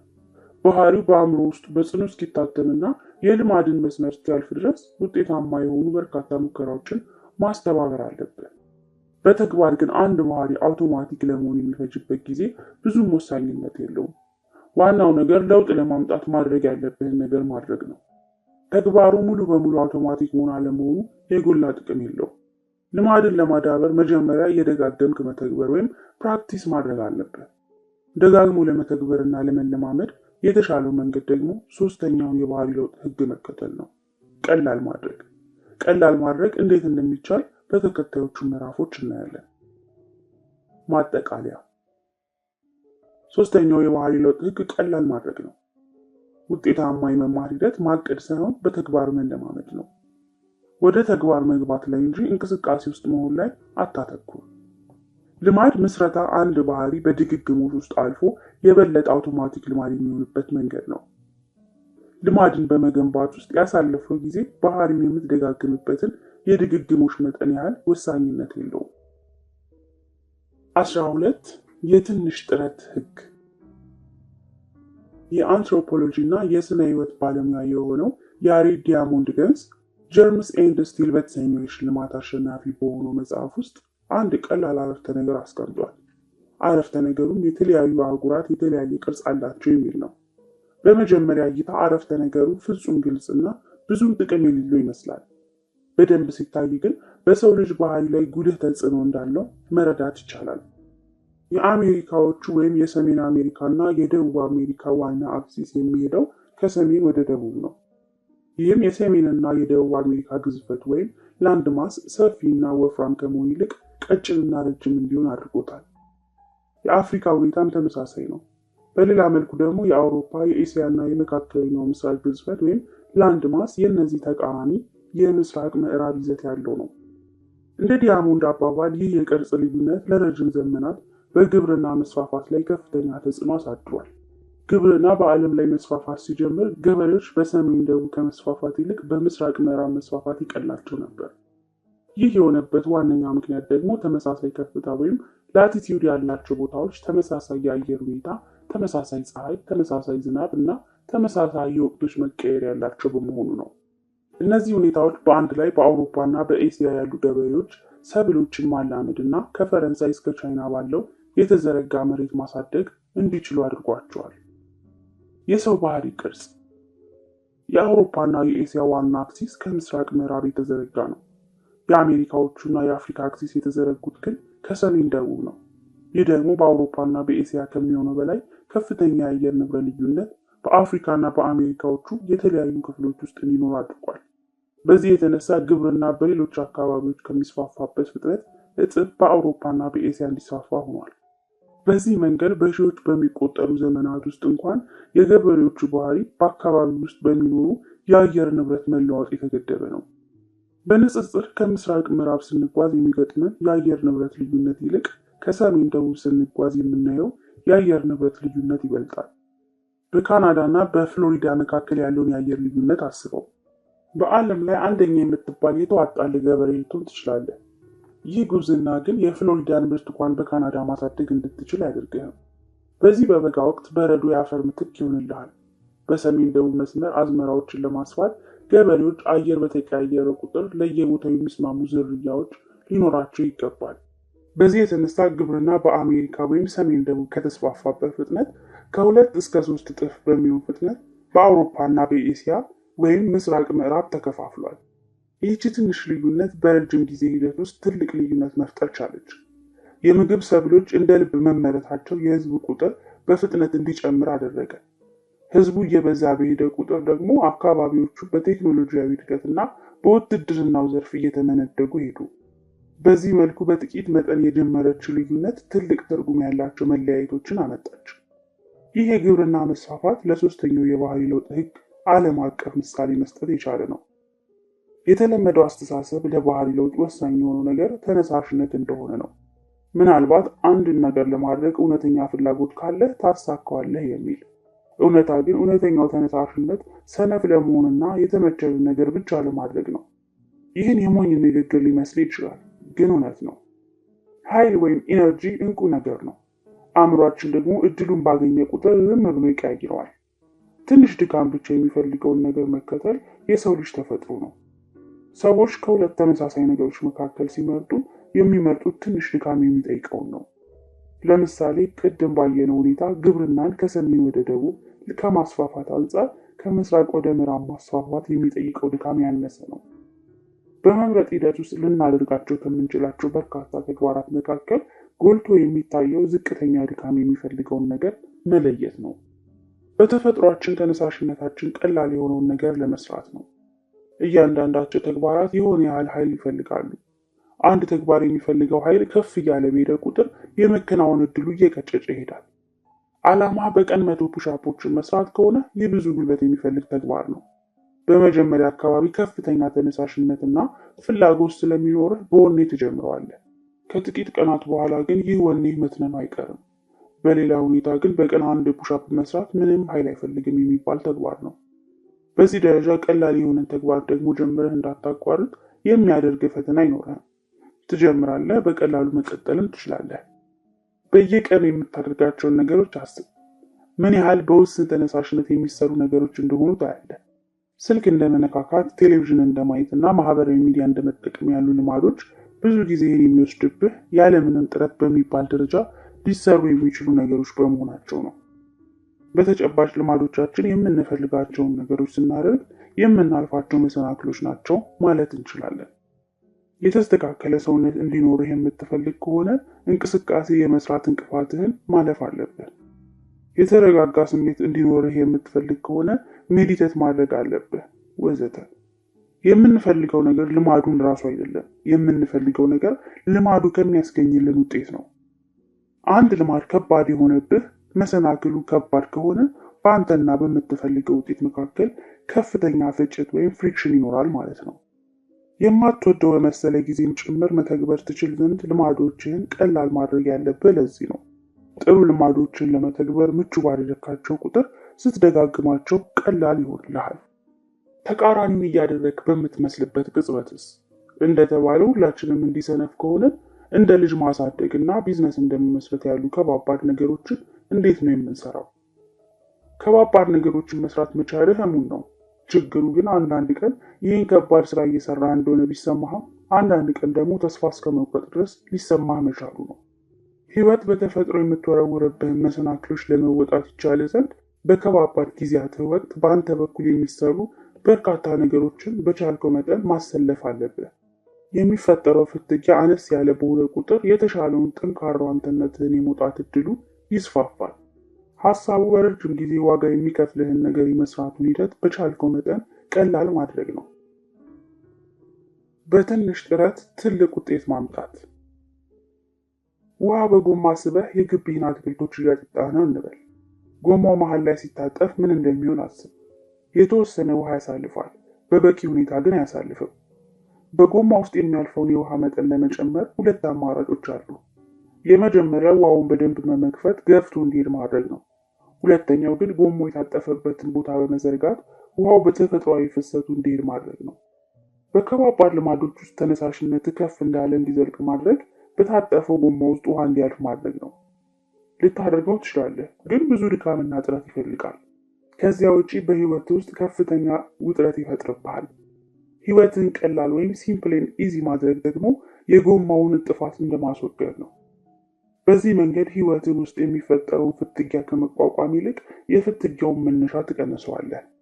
ከልማዶች ጋር የሚኖረውን ፍትጊያ ከመቀነሻ መንገዶች መካከል አንዱ አካባቢን ዲዛይን ማድረግ መለማመድ ነው። አካባቢን ዲዛይን ማድረግ ፍንጮችን የበለጠ ግልጽ የማድረግ ስልት እንደሆነ በምዕራፍ 6 ስር ተመልክተናል። በዚያው አይነት ተግባሮችን ቀላል ለማድረግም ይህንኑ ስልት መጠቀም ትችላለህ። ለምሳሌ አንድን አዲስ ልማድ የት ጋር መተግበር እንዳለብህ ስትወስን የምትመርጠው ቦታ ከሌሎች የየዕለት ልማዶች ጋር የተያያዘ ቦታ ቢሆን ይመከራል። በህይወት መስመር ውስጥ ከገቡ ልማዶችን መገንባት ቀላል ይሆናል። ምጽዋት የመስጠት ልማድ ማዳበር ከፈለግ ይህንን ልማድ ለማዳበር የተሻለ የሚሆነው የስራ ቦታ በቤተ ክርስቲያን ደጅ ላልፎ የሚሄድ ሲሆን ነው። ማድረግ የምትፈልገውን ነገር የምታደርግበት ቦታ በህይወት መንገዶች ላይ ከሆነ የመላመድ እድሉ ቀላል ነው። በእርግጥ ከሁሉም ውጤታማ የሆነው ፍጭትን የመቀነሻ መንገድ በቤት ወይም በቢሮ ውስጥ ማድረግ ነው። ብዙውን ጊዜ ልማዶችን ከፍተኛ ፍጭት ወይም ፍሪክሽን በሚፈጥር አካባቢ ውስጥ ስንጀምር እንገኛለን። ጫጫታ በበዛበት ክፍል ውስጥ መጽሐፍ ማንበብን ልማድ ማድረግ እንፈልጋለን። በቀን 2 ፑሻፕ ሳንሰራ በቀን 40 ፑሻፕ መስራትን እናቅዳለን። እንደዚህ መሆን የለበትም። ወደ ኋላ የሚመልሱልን የፍትጊያ ነጥቦች ማስወገድ እንችላለን። ይህ የጃፓን የኤሌክትሮኒክስ አምራቾች በ1970ዎቹ ማድረግ የጀመሩት ነገር ነው። በኒውዮርክ በታተመና ቤተር ኦል ዘ ታይም የሚል ርዕስ በተሰጠው አንድ ጽሑፍ ላይ ጄምስ ስሮኪ እንዲህ ጽፏል። የጃፓን ፋብሪካዎች ትኩረት ያደረጉበት ነገር ቢኖር በኋላ ማምረትን መማር ወይም ለርን ፕሮዳክሽን ተብሎ የታወቀውን ነገር ነው። ይህም በማምረት ሂደት ውስጥ ያለማቋረጥ ተረፈ ቆሻሻዎችና ምርቶችን ማስወገድና የስራና የማምረቻ ቦታዎችን እንደገና በተገቢው መንገድ ዲዛይን ማድረግን የሚያጠቃልል አሰራር ነው። እንደዚህ በማድረግ ሰራተኞች ቁሶቻቸው ጋር ለመድረስ ጊዜ እንዳያባክኑ ማድረግ ይቻላል። በውጤቱ የጃፓን ፋብሪካዎች ከአሜሪካ ፋብሪካዎች የተሻለ ፈጣን እና አስተማማኝ እንዲሆኑ አደረገ። በ1974 አሜሪካ ሰራሽ ለሆኑ ቴሌቪዥኖች በደንበኞች የሚደወለው የጥገና ፈላጊዎች ስልክ ለጃፓኖቹ ከሚደወለው ከ5 እጥፍ በላይ ነበር። በ1979 አሜሪካዎች አንድ ምርት ለመገጣጠም የሚፈለግባቸው ጊዜ ጃፓኖቹ ያንኑ ምርት ለመገጣጠም የሚወስድባቸውን ጊዜ 3 እጥፍ ነበር። እኔ ይህንን ስልት በመቀነስ መጨመር ወይም አዲሽን ባይ ሰብትራክሽን ብለው መርጣለሁ። የጃፓን ካምፓኒዎች በማምረት ሂደት ውስጥ ያሉ እያንዳንዳቸውን ፍትጊያዎች በማየት አስወገዷቸው። የሚባክኑ ጥረቶችን በቀነሱ ቁጥር ደንበኛና ገቢ መጨመር ቻሉ። እኛም ኃይላችንና ጉልበታችን የሚበሉብንን የፍትጊያ ነጥቦች ስንቀንስ በትንሽ ጥረት ብዙ ውጤት ማምጣት እንችላለን። ልማዶችን የሚፈጥሩ አብዛኛዎቹ ምርቶች ብታያቸው እነዚህን ምርቶች ከሚያደርጓቸው ነገሮች መካከል ዋናው ከህይወት ውስጥ ፍትጊያዎችን ማስወገድ ነው። አጭር የጽሑፍ መልእክት መላክ በኢሜይል ወይም በፖስታ የመላክ ፍትጊያን ይቀንሳል። በማህበራዊ ሚዲያ መጀናጀን በአካል ሄዶ ማሽኮርመምን ይቀንሳል ወዘተ። የጃፓን የቴሌቪዥን አምራቾች የሚባክኑ እንቅስቃሴዎችን ለመቀነስ የማምረቻ አካባቢያቸውን እንደገና ዲዛይን እንዳደረጉት ሁሉ ውጤታማ ድርጅቶችም የምርት ስራ ደረጃቸውን ብዛት በተቻለ መጠን በመቀነስ አሰራራቸውን አዘመኑ፣ አውቶሜት አደረጉ። በየፎርሞቹ ያሉትን የሚሞሉ ነገሮች ቀነሱ። ደንበኞች በሚገባቸው ቀላል መተግበሪያዎች ማዘዝ እንዲችሉ አደረጉ። የመጀመሪያው ቮይስ አክቲቬትድ ስፒከር ወደ ገበያ የወጣ ጊዜ ጓደኛዬ ስለዚህ ምርት ምኑን እንደወደደው ጠየቅኩት። ምን አለኝ? ሙዚቃዎች ለማጫወት ቀላል መሆኑ፣ ስልክ አውጥቶ መተግበሪያ ከፍቶ ከማዘዝ ይልቅ ሙዚቃ ተጫወት የሚለውን በመጫን ብቻ እንዲጫወቱ ሆኖ የተሰራ መሆኑ ትልቅ ቦታ ሰጥቶት ነበር። በእርግጥ ከጥቂት ዓመታት ቀደም ብሎ በርካታ ሙዚቃዎችን እየቀያየሩ ማጫወት ፍትጊያ የሌለበት ተግባር ነበር። በጥቂት ዓመታት ግን ነገሩ ተቀየረ። ቢዝነስ ተመሳሳይ ውጤትን ቀላል በሆነ መንገድ የማቅረቢያ ማለቂያ የሌለው ዑደት ነው የሚባለውም ለዚህ ነው። እንደዚህ አይነት ስልቶች በመንግስታት ደረጃም ውጤታማ በሆነ ሁኔታ ጥቅም ላይ ውለዋል። የእንግሊዝ መንግስት ከግብር የሚሰበስበውን ገቢ ማሳደግ ሲፈልግ ግብር ከፋዮችን የግብር ፎርሙን ወደሚያገኙበት ሊንክ ከመምራት ይልቅ ገና ሲገቡ በቀጥታ እንዲያገኙት አደረገ። ይችን አንድ ደረጃ ከጠቅላላ ሂደቱ ላይ መቀነሱ ተደራሾችን ከ19.2 ወደ 23.4 ከፍ እንዲሉ ማድረግ ቻለ። እንደ እንግሊዝ ባለ ትልቅ አገር ውስጥ ይህ በምጣኔ ለውጥ በጣም ብዙ ሚሊዮን ብርን የሚያመጣ ነው። ዋናው ሀሳቡ የነበረው ትክክለኛውን ነገር መስራት፣ ቀላል የሚሆንበትን አካባቢ መፍጠር ነው።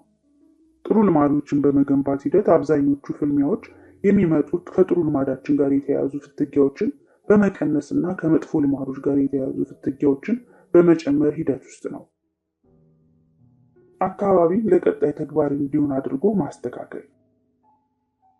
ኦዝዋልድ ኒኮልስ የናቼዝ ሚሲሲፒ ኢንፎርሜሽን ቴክኖሎጂ ዲቨሎፐር ነው። ይህ ሰው አካባቢን የማጽዳት ጥቅምን በአግባቡ የተረዳ ሰው ነው። ኒኮልስ የሞተው ክፍልን ማስተካከል ወይም ሪሴቲንግ ዘ ሩም ባለው ስልቱ መሰረት በሚተገብር የማጽዳት ልማድ ውስጥ ሆኖ ነው። ለምሳሌ ሁልጊዜ ቴሌቪዥን አይቶ ሲያበቃ ሪሞቱን በቲቪ ስታንዱ ላይ በስርዓቱ ያስቀምጣል። የሶፋ ትራሶቹን ያስተካክላል። ቆሻሻውን ገልብጦ የቆሻሻ ቅርጫቱን ያጸዳል። ከመኪናው ሲወርድ በመኪና ውስጥ ያሉትን ቆሻሻዎች ሁሉ አስወጥቶ ወደ መንገድ ዳር ቅርጫት ይጨምራል። ሻወር ሲወስድ ሻወሩ እስኪሞቅ ሽንት ቤቱን ይወለውላል። እሱ ራሱ እንዳስቀመጠው ሽንት ቤት ለማጽዳት ትክክለኛው ጊዜ ሻወር ወስደ ራስን ከማጽዳት በፊት ነው። አንድ ነገር ሰርቶ ከጨረሰ በኋላ ቦታውን በማጽዳት ውስጥ የነበረው ዓላማ ንጹህ እንዲሁም ለማድረግ አይደለም፣ ለቀጣይ ተግባር ለማዘጋጀት እንጂ። ሁሉም ነገሮች ተስተካክለው የተቀመጡበት ክፍል ውስጥ ስገባ ይላል ኒኮልስ፣ ይህንን ነገር በየቀኑ በሁሉም ክፍሎች ስለማደርገው ሁሉንም ነገሮች በጥሩ ቅርጽ አገኛቸዋለሁ። ሰዎች ጠንከር የሚሰራ ይመስላቸዋል። እኔ ግን ስንፍናዬን ነው የሚታየኝ። እኔ ግን ለነገው ስራዬ ቀደም ዛሬን የሚሰንፍ ሰው ነኝ። አንድን ቦታ ለታለመለት ዓላማ ስታደራጅ ለቀጣይ ስራ ቀድመ እያስተካከልክ ነው። ለምሳሌ ሚስት ያስቀድሙ የተዘጋጁ ፖስት ካርዶችን በየመልካቸው ሰድራ የማስቀመጥ ልማድ አላት። ከዚህ አስፈላጊ ሲሆን በቀላሉ መዥረጥ አድርጋ ትሰጣለች። ለሰርግ፣ ለልደት፣ ለምርቃት ወዘተ። እናም ካርድን አስታውሶ በመላክ ድንቅ ችሎታ አላት። ምክንያቱም ይህንን ነገር የማድረግን ፍጭት በስልት አሳንሰዋለች። እኔ ግን ለዓመታት የእርሷ ተቃራኒ ነበርኩ። አንድ ጓደኛዬ ሲወልድ ካርድ ልክለታለሁ እላለሁ፣ ግን ረሳውና እንደገና የማስታውሰው ከረፈደ በኋላ ነው። ልማዱን ማምጣት ቀላል አይሆንልኝም ነበር። አካባቢን ለቀጣይ ጥቅም እንዲመች አድርገህ ማስተካከል የምትችልባቸው በርካታ መንገዶች አሉ።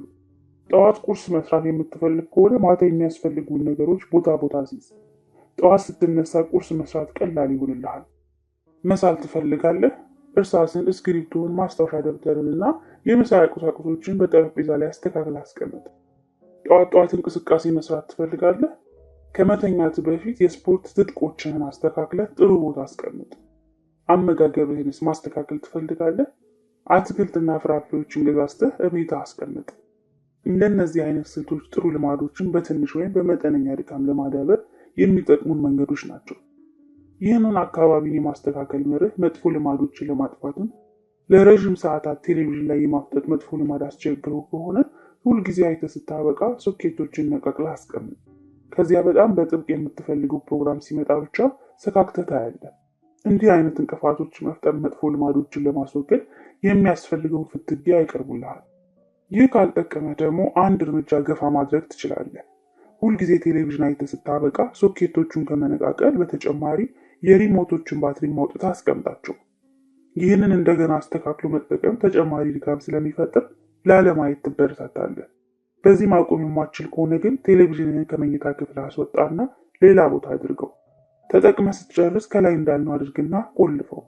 ይህን ሙሉ አስተካክለህ የምትጠቀመው በጣም አስፈላጊ ሲሆን ብቻ ይሆናል። አንድን ነገር ለማድረግ የሚያጋጥም ፍጭት ከፍ ያለ የሆነ በሄደ ቁጥር ነገሩ ልማድ የመሆን እድሉ እየጠበበ ይሄዳል። እኔ ለምሳሌ ከቻልኩ እስከ ምሳ ሰዓት ድረስ ስልኬን የማስቀምጠው እኔ ከምሰራበት ክፍል ውጪ ነው። አጠገቤ ከሆነ በቂ ምክንያት ሳይኖረኝ ጭምር ስልኬን መነካካት አይቀርም። በሌላ ክፍል ውስጥ ከሆነ ግን ከነጭራሹ ትዝ የሚለኝ አንዳንድ ጊዜ ብቻ ነው። ያለ ምክንያት ሄጄ ላምጣው ብለን የምጋፈጠው ፍጭት ከፍ ያለ ነው። በዚህም የተነሳ በየቀኑ ያለመረበሽ የምሰራባቸው ቢያንስ 4 ሰዓታት ይኖሩኛል ማለት ነው። ስልክህን በሌላ ክፍል ማስቀመጥ የማይመስል ከሆነ ደግሞ አጠገብህ ያለው ሰው ስልክህን ለሰዓታት እንዲደብቅልህ ስጠው። የስራ ባልደረባህም ቢሆን ስልክህን ጠዋት ወስዶ ምሳ ሰዓት ላይ እንዲመልስልህ መጠየቅ ትችላለህ። አንድን የማይፈለግ ባህሪ ለማስወገድ የሚያስፈልገው የፍትጊያ መጠን አነስተኛነት አስደናቂ ነው። ቢራውን በቀላሉ በማይታይ ቦታ ከፍሪጅ ጀርባ ካደረግኩት የምጠጣው የቢራ መጠን ትንሽ ይሆናል። የማህበራዊ ሚዲያ መተግበሪያዎችን ከስልኬ ካጠፋው አዳዲስ መተግበሪያዎችን አውርጄ እንደገና መጠቀም እስክጀምር ድረስ ቢያንስ 1 ሳምንት ቆያለሁ። በእርግጥ እነዚህ ቴክኒኮች ተለቅ ያሉ እውነተኛ ልማዶችን ለማስወገድ ላይሆኑ ይችላሉ። ለአብዛኞቻችን ግን መጠነኛ ፍጭት መጥፎ ልማዱን በመተውና ጥሩ ልማዱን በመያዝ መካከል ያለው ልዩነት ሊሆን ይችላል። እንደነዚህ አይነት በርካታ ጥቃቅን ጥረቶችን ማድረግ በህይወት ላይ የሚኖረውን ድምር ውጤት አስበው። እንደ ግልም እንደ ወላጅም እንደ አሰልጣኝም እንደ መሪም የባህሪ ለውጥን ለማምጣት እየጣርን ከሆነ ትክክለኛውን ነገር ለመስራት ቀላል የሚሆንበት አካባቢ